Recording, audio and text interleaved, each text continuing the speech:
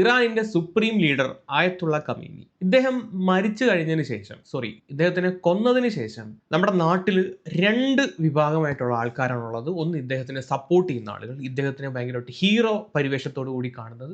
രണ്ടാമത്തെ വിഭാഗം ഇയാളെ പട്ടിയുടെ വില പോലും കൊടുക്കാതെ വെറും നാറിയാണ് എന്ന് പറയുന്ന ഒരു വിഭാഗം ആൾക്കാർ. പിന്നെ വേറൊരു കൂട്ടരും കൂടെ ഉണ്ട്, ഇവനൊക്കെ ആരാണെന്ന് പോലും അറിയാത്ത കൂട്ടർ. ഞാൻ എന്താണെങ്കിലും ഈ മൂന്ന് കൂട്ടരിലും പെടുന്നില്ല. എനിക്ക് ഈ ആയത്തുള്ള ഖമീനിയെയും ഞാൻ സപ്പോർട്ട് ചെയ്യുന്നില്ല.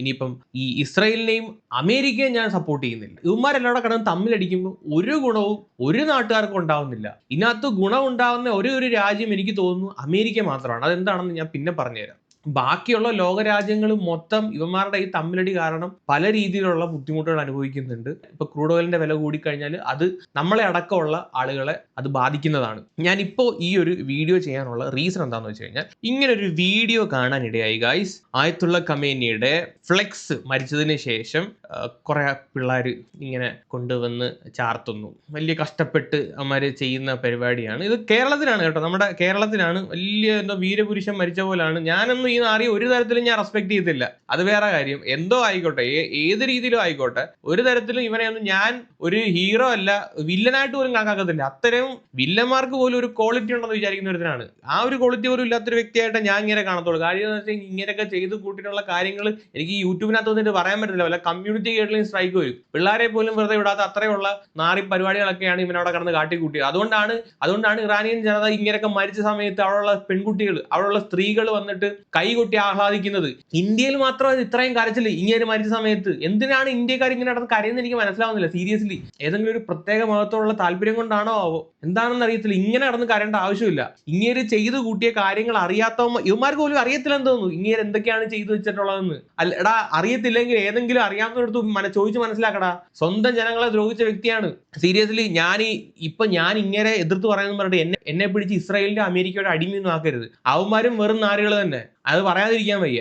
ഇങ്ങനെയൊക്കെയുള്ള ഈ വൃത്തികെട്ട പരിപാടി എന്തിനും ഇവന്മാര് കാട്ടിക്കൂട്ടുന്ന എനിക്ക് മനസ്സിലാവുന്നില്ല. എന്ത് കണ്ടിട്ടാണ്? ഇങ്ങനെ നല്ല കുഞ്ഞാണോ? ഇങ്ങനെ ആർക്കെങ്കിലും മാതൃകയാക്കാൻ പറ്റുമോ ഇങ്ങനെ ചെയ്ത പ്രവൃത്തികൾ? ഹീറോ ആണെന്നൊക്കെ പറഞ്ഞ് കുറെ അവന്മാരൊക്കെ വന്നിരുന്നിട്ട് സോഷ്യൽ മീഡിയയിൽ കടന്ന് വരവുന്നത് കണ്ട്, സീരിയസ്ലി വരവുന്നത് കണ്ട്. ഇതുമായിട്ട് ബന്ധപ്പെട്ട് ഞാനൊരു ഫേസ്ബുക്കിൽ ഒരു പോസ്റ്റ് ഉണ്ട്. ആ പോസ്റ്റ് ഞാനൊന്ന് വായിക്കാം. ഈയിടെ ഇറങ്ങിയ ദുരന്തർ സിനിമയിൽ മാധവ് പറയുന്ന ഒരു ഡയലോഗ് ഉണ്ട്.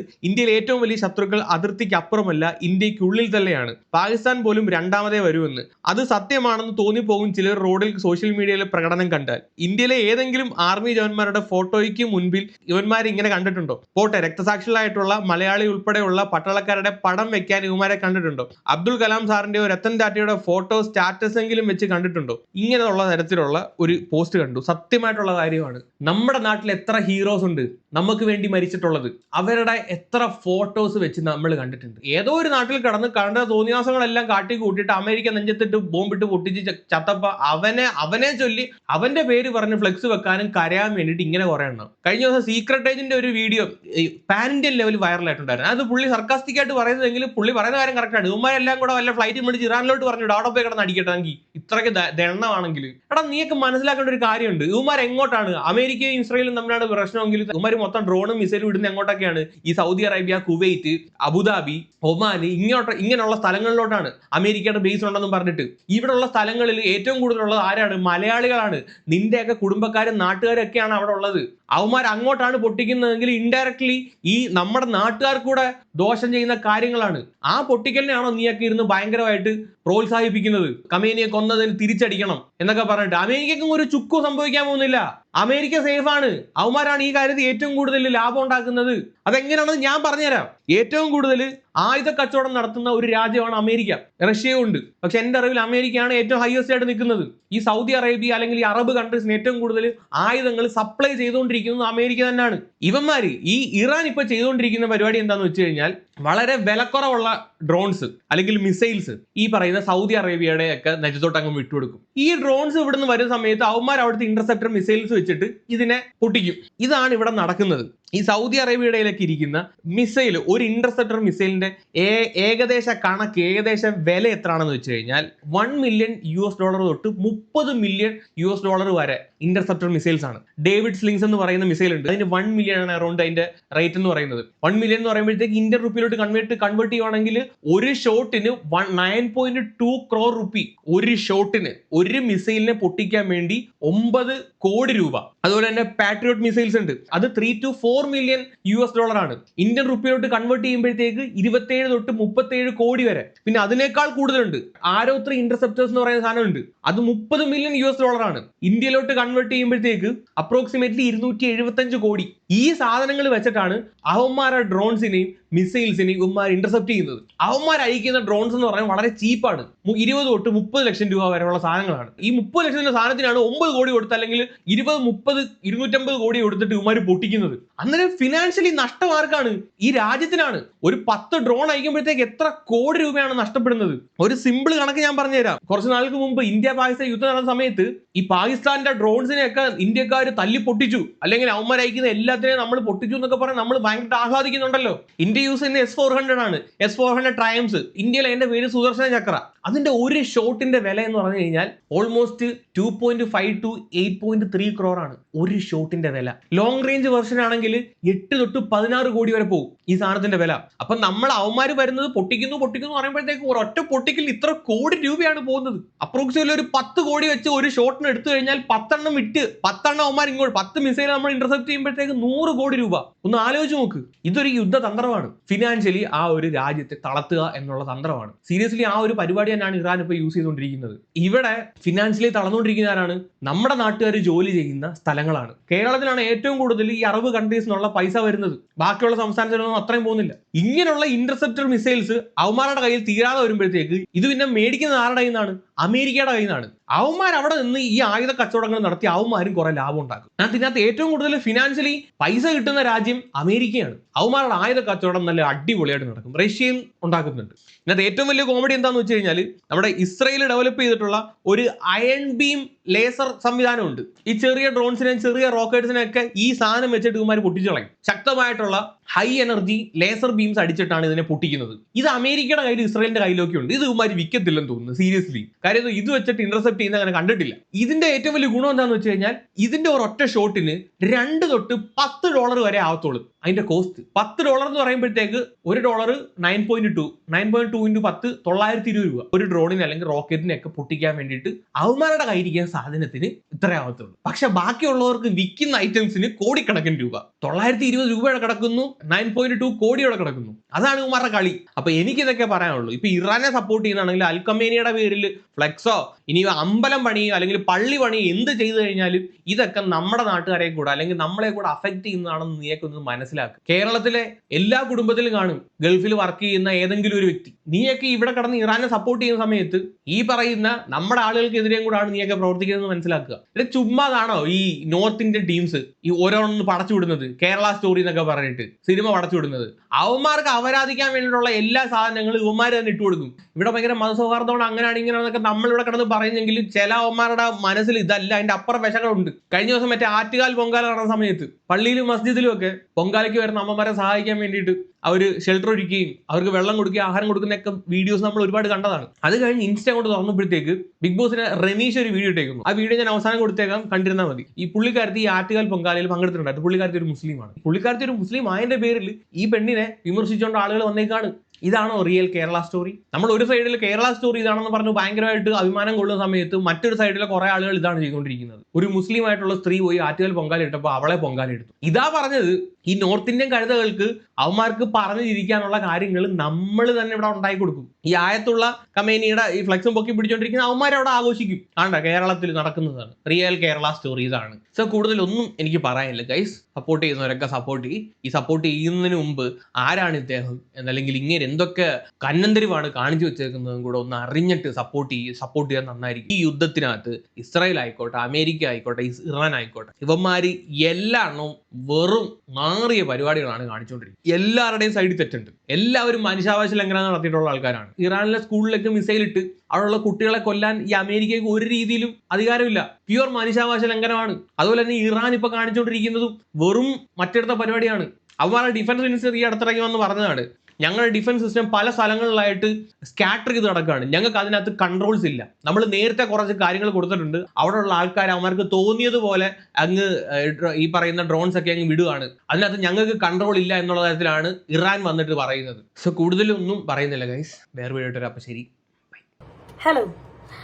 ഇന്നലെ ഞാനൊരു പൊങ്കാല ഇട്ടു. നമ്മുടെ ആറ്റുകാൽ ദേവി ക്ഷേത്രത്തിൽ അമ്മയ്ക്ക് വേണ്ടി ഒരു പൊങ്കാല ഇട്ടു.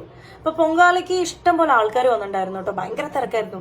പക്ഷെ അതിനേക്കാൾ തിരക്കാണ് ഇപ്പൊ എന്റെ ഇൻസ്റ്റഗ്രാം, ഫേസ്ബുക്ക് കമന്റ് സെക്ഷനിൽ നെഗറ്റീവ് പറയാൻ വേണ്ടിയിട്ട് ആൾക്കാർ നിൽക്കുന്ന ക്യൂ. എന്തുമാത്രം നെഗറ്റിവിറ്റി എനിക്ക് കിട്ടുന്നതെന്നറിയോ. അപ്പൊ രാവിലെ മുതൽ ഞാനിത് കാണുന്നുണ്ട്. അപ്പോൾ ഞാൻ ഫസ്റ്റ് വിചാരിച്ച് ഇഗ്നോർ ചെയ്തേക്കാം, എനിക്കറിയാലോ ഞാൻ എന്താ തെറ്റൊന്നും ചെയ്തിട്ടില്ല എന്നുള്ളത് എനിക്കറിയാലോ എന്ന് പറഞ്ഞ് ഞാൻ അങ്ങനെ വിട്ടു. പക്ഷെ ഇതിങ്ങനെ കൂടി വരും. അതിൽ 2-3 കമന്റ്സ് എനിക്ക് ഡിലീറ്റും ചെയ്യേണ്ടി വന്നു. കാരണം ഞാൻ ചെയ്തത് തെറ്റല്ല എന്ന് വിശ്വസിക്കുന്ന കാലത്തോളം ആരെന്ത് പറഞ്ഞാലും എനിക്കൊരു പ്രശ്നമില്ല, എന്നെ ബാധിക്കാൻ പോകുന്നില്ല. പക്ഷെ വീട്ടുകാർ ഒരുപക്ഷെ കണ്ട് ഹേർട്ട് ആവണ്ടെന്ന് പറഞ്ഞ് ഞാൻ ഒരു 2-3 കമന്റോളം ഞാൻ ഡിലീറ്റ് ചെയ്തു. പിന്നെ ഞാൻ വിചാരിച്ചു ഇതിനൊരു മറുപടി കൊടുക്കണം, ഇത് നിൽക്കുന്നില്ല. ഒരു കാറ്റഗറി ഓഫ് പീപ്പിൾ എന്താണ് പറയുന്നതെന്ന് വെച്ചാൽ, എനിക്ക് ജോലിയില്ല, ഒരു ഓപ്പർച്യൂണിറ്റി കിട്ടാൻ വേണ്ടി, ഒരു അറ്റൻഷൻ കിട്ടാൻ വേണ്ടിയിട്ട് ചെയ്തൊരു പ്രഹസനമാണെന്നാണ് ഒരു കാറ്റഗറി ഓഫ് പീപ്പിൾ പറയുന്നത്. രണ്ടാമതൊരു കാറ്റഗറി ഓഫ് പീപ്പിൾ എന്താ പറയുന്നതെന്ന് വെച്ചാൽ, ഇത് വിശ്വാസത്തോടെയോ അല്ലെങ്കിൽ ആ ഒരു റെസ്പെക്റ്റോട് കൂടെ ചെയ്തതല്ല, ചുമ്മാ ഒരു ഷോ ഓഫ് പ്രഹസനം എന്നാണ് പറയുന്നത്. അപ്പൊ ഇവർക്കൊരു മറുപടി കൊടുക്കണമെന്ന് എനിക്ക് തോന്നി. ഈ ഫസ്റ്റ് പറഞ്ഞല്ലോ ജോലിയില്ല ഓപ്പർച്യൂണിറ്റിക്ക് വേണ്ടിയിട്ടാണ്. എല്ലാ മാസവും 1 തൊട്ട് 15 വരെ ഫ്ലവേഴ്സ് ചാനലിൽ സുഗമോ ദേവി എന്നുള്ളൊരു സീരിയൽ ഞാൻ ചെയ്യുന്നുണ്ട്. 16 തൊട്ട് 30 തീയതി വരെ സീ കേരളത്തിൽ ചെമ്പരത്തി എന്നുള്ളൊരു സീരിയൽ ചെയ്യുന്നുണ്ട്. 30 ദിവസമല്ലേ ഉള്ളൂ ഒരു മാസത്തിൽ. അപ്പൊ ആ 30 ദിവസം എനിക്ക് വർക്ക് ഉണ്ട്. ഇത് കൂടാതെ ഇൻസ്റ്റാഗ്രാം കൊളാബറേഷൻ, വേറെ വീഡിയോസ്, പ്രൊമോഷണൽ വീഡിയോസ്, അതുമല്ലാതെ ഇനോഗ്രേഷൻസ്, വ്ളോഗിങ് എല്ലാം ഞാൻ ചെയ്യുന്നുണ്ട്. അപ്പൊ എനിക്ക് ജോലിയുണ്ട്, കൂലിയുണ്ട്, സമ്പാദ്യമുണ്ട്, ഞാൻ നല്ല രീതിയിൽ ഒരു ഫാമിലി റൺ ചെയ്ത് കൊണ്ടുപോകുന്നുണ്ട്. അപ്പൊ ഈ ഫസ്റ്റ് പറഞ്ഞ ആൾക്കാരുടെ ചോദ്യങ്ങൾക്കുള്ള ഉത്തരമായല്ലോ. ഇനി രണ്ടാമത് പറഞ്ഞത് വിശ്വാസം ഇല്ലാഞ്ഞിട്ടാണെന്ന്, വെറുതെ പ്രഹസനം കാട്ടിക്കൂട്ടാൻ വേണ്ടിയിട്ടാണെന്ന്. ഞാൻ 12 വർഷത്തോളം LKG മുതൽ 10th വരെ ഞാൻ പഠിച്ച സ്കൂൾ എന്ന് പറയുന്നത് ചിന്മയ വിദ്യാലയയിലാണ്. അപ്പോൾ ചിന്മയ അറിയുന്നവർക്ക് അറിയാം, ഞങ്ങളുടെ ഒരു ദിവസം സ്റ്റാർട്ട് ചെയ്യുന്ന തന്നെ ഗായത്രി മന്ത്രവും സരസ്വതി സ്തോത്രവും ഭഗവത്ഗീതയും ഹനുമാൻ ചാലീസയും ഒക്കെ വെച്ചിട്ടാണ് ഒരു ദിവസം സ്റ്റാർട്ട് ചെയ്യുന്നത്. അതുകൊണ്ട് തന്നെ എനിക്ക് അങ്ങനെ ഒരു ബാക്ക്ഗ്രൗണ്ട് ഉള്ളത് കൊണ്ട് തന്നെ എനിക്കൊരു പള്ളി പോയാൽ കിട്ടുന്ന ഒരു പീസ് ഓഫ് മൈൻഡ് അല്ലെങ്കിൽ ഒരു പോസിറ്റിവിറ്റി തന്നെ എനിക്കൊരു അമ്പലത്തിൽ പോയി പ്രാർത്ഥിച്ചാലും കിട്ടാറുണ്ട്. അപ്പൊ ഞാൻ 100% വിശ്വാസത്തോടെയും പ്രാർത്ഥനയോടും തന്നെയാണ് ഞാൻ ആ പൊങ്കാല ഇട്ടത്. പിന്നെ ചിലർ പറയുന്നുണ്ട് അത്രയും നല്ലൊരു വേളയിൽ പോയി ഞാൻ അവരുടെ ആ ഒരു ഡിസ്റെസ്പെക്ട് ചെയ്തു, അല്ലെങ്കിൽ അത് നാശമാക്കി കുളമാക്കി എന്നൊക്കെ പറയുന്നുണ്ട്. ഞാൻ ഈ ഒരു പൊങ്കാല ഇടാൻ പോകുന്നതിന് മുന്നേ പലരോടും ഞാൻ ചോദിച്ചു എന്തെങ്കിലും പ്രശ്നമുണ്ടോന്ന്. അവര് പറഞ്ഞത് ജാതി മത വർണ്ണ ഭേദം ഒന്നുമില്ലാതെ വിശ്വാസത്തോടെ ഏതൊരു സ്ത്രീക്കും മനസ്സും ശരീരവും ശുദ്ധമാണെന്നുണ്ടെങ്കിൽ ഇടാവുന്നതാണ് പൊങ്കാല എന്നാണ് പറഞ്ഞത്. അപ്പൊ ഈ ക്രൈറ്റീരിയ എല്ലാം ഞാൻ ഫോളോ ചെയ്ത് മനസ്സും ശരീരവും എല്ലാം വൃത്തിയാക്കി പൊങ്കാല ഇടണം എന്ന് പറഞ്ഞ് വിശ്വാസത്തോടെ തന്നെയാണ് പൊങ്കാല ഇട്ടത്. എന്ത് ഇങ്ങനത്തെ ഉള്ള ഡിസ്റെസ്പെക്ട് ഞാൻ ചെയ്തിട്ടില്ല, ചെയ്യാറുമില്ല. ഇപ്പൊ ഞാൻ ട്രിവാൻഡ്രത്ത് 7-8 വർഷമായി ഞാൻ വരുന്നു സീരിയലിന്റെ ഒരു വർക്കിന് വേണ്ടിയിട്ട്. അപ്പോൾ ഓഫ് ഡേ കിട്ടുമ്പോൾ ഞാൻ നമ്മുടെ കൂടെയുള്ള ആർട്ടിസ്റ്റുകൾ എല്ലാവരും കുളിച്ച് റെഡിയായി അമ്പലത്തിൽ തൊഴാൻ പോവും. ഞാൻ പോവാറില്ല. എനിക്ക് വിശ്വാസമുണ്ട്, കാണണം എന്ന് പോയി പ്രാർത്ഥിക്കണം എന്ന് ആഗ്രഹം ഉണ്ടെങ്കിലും ഞാൻ പോവാറില്ല. കാരണം അവരുടെ വിശ്വാസം അന്യമതത്തിലുള്ളവർക്ക് പ്രവേശനം ഇല്ല എന്നുള്ളതാണ്. അത് നമ്മൾ റെസ്പെക്ട് ചെയ്യുന്നു, സാരമില്ല. ഞാൻ പുറത്തുനിന്ന് അതിലൂടെ പാസ് ചെയ്തൊക്കെ പോകുമ്പോൾ ഞാൻ പ്രാർത്ഥിക്കാറുണ്ട്. ഞാൻ പള്ളി കണ്ടാലും പ്രാർത്ഥിക്കും, അമ്പലം കണ്ടാലും പ്രാർത്ഥിക്കും, ഒരു ആംബുലൻസ് പാസ് ചെയ്താലും ഞാൻ പ്രാർത്ഥിക്കാറുണ്ട്. ഇതൊരു തെറ്റായിട്ട് എനിക്ക് തോന്നിയിട്ടുമില്ല, എന്നോടാരും നേരിട്ട് ഇങ്ങനെ പറഞ്ഞിട്ടുമില്ല. ജാതിയും മതത്തിലും പെട്ട ആൾക്കാരെ എല്ലാം റെസ്പെക്ട് ചെയ്യാൻ എന്റെ വീട്ടുകാർ എന്നെ പഠിപ്പിച്ചിട്ടുള്ളത്. മനുഷ്യനെ ഒരു നല്ല കാര്യം ചെയ്യുകയാണെന്നുണ്ടെങ്കിൽ റെസ്പെക്ട് ചെയ്യണം, സ്നേഹിക്കണം എന്നാണ് കേട്ട് ഞാൻ വളർന്നിട്ടുള്ളത്. എന്തിനാണ് ഇത്രയും നെഗറ്റിവിറ്റി? എല്ലാ മതവും മതഗ്രന്ഥങ്ങളും പറയുന്നത് ഒരേ കാര്യം തന്നെയല്ല, മനുഷ്യൻ നന്നായി ജീവിക്കാനും സഹജീവികളോട് സ്നേഹം കാണിച്ച് റെസ്പെക്ട് ചെയ്ത് മുന്നോട്ട് പോകാനല്ലേ എല്ലാ മതക്കാരും പറയുന്നത്. പറ്റുകയാണെന്നുണ്ടെങ്കിൽ നമ്മുടെ ചുറ്റുവട്ടത്തുള്ളവർ ഉള്ളവനില്ലാത്തവനെ ദാനം ചെയ്ത് അപ്ലിഫ്റ്റ് ചെയ്ത് കൊണ്ടുവരിക, സ്നേഹിക്കുക എന്നൊക്കെ തന്നെയല്ലേ. ഇതിനിടയ്ക്ക് എന്തിനാണ് ഇത്രമാത്രം നെഗറ്റിവിറ്റി? പ്രത്യേകിച്ച് ഫേസ്ബുക്കിൽ എന്റെ പൊന്നോ തുറക്കാൻ പറ്റില്ല. പക്ഷേ എന്നെ ഞെട്ടിക്കുന്ന വേറൊരു കാര്യം എന്താണെന്ന് വെച്ചാൽ ജസ്റ്റ് ഒരു 10 ദിവസം മുന്നേ നോമ്പിന്റെ ഇനീഷ്യൽ ടൈമിലെ ഒരു ചേച്ചിയുടെ, അവർക്ക് ഒരു ഹിന്ദു ഫാമിലിയിലുള്ള ഒരു ചേച്ചിയാണ്, അവര് ഒരു വീഡിയോ ചെയ്തു. അവരുടെ ലൈഫിലെ ഫസ്റ്റ് നോമ്പാന്ന് പറഞ്ഞിട്ട് അവരുടെ ഒരു ഡേ ഇൻ മൈ ലൈഫ് കണ്ടു. ഭയങ്കര പോസിറ്റീവ് വൈബുള്ള ഒരു വീഡിയോ കേട്ടോ. അപ്പൊ അതിന്റെ കമന്റ്സും നോക്കുമ്പോൾ ഇതായിരിക്കണം നമ്മുടെ കേരളം എന്ന് തോന്നിപ്പിക്കുന്ന രീതിയിലുള്ള പോസിറ്റീവ് കമന്റ്സ് ആണ് എല്ലാവരും. ഒരു നെഗറ്റീവ് പോലും ഞാൻ കണ്ടില്ല. പക്ഷെ ഒരു 10 ദിവസത്തിന് ഇപ്പുറം ഞാനൊരു പൊങ്കാല ഇട്ടപ്പോ എന്തിനാണ് ഇത്രയും നെഗറ്റിവിറ്റി?